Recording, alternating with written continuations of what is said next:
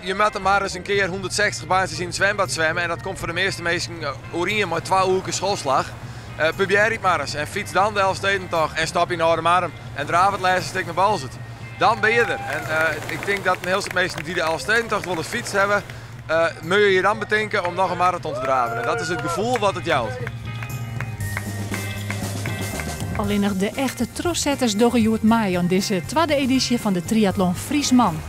3,8 kilometer zwemmen, 180 kilometer fietsen en dan ik nog eens 42,2 kilometer hutrennen. Dat is de uitdaging die de goed 70 deelnemers deze dag aangaan. Hoe dreig je het zwem? Het is behoorlijk zoeien, mag ik zeggen. Het is net mijn favoriete onderdeel, maar de tiert valt me achteraan, dat ding is het en dat. Dat is ongeveer.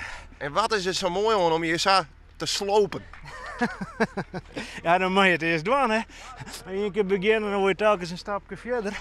En ja, de uitdaging, hè. Ja, dat is het ongeveer.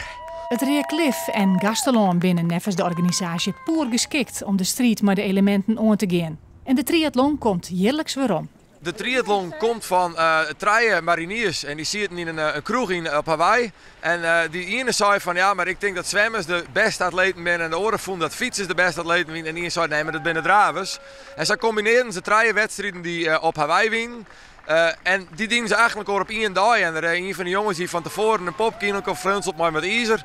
En dat in Iser een popje en ze waren de Ironman eigenlijk geboren. Nou, wij zeiden zo'n wedstrijd moet ik in Friesland komen, want wij hebben hier eigenlijk volle meer dan wat andere wedstrijden hebben. Dus het moet hier komen.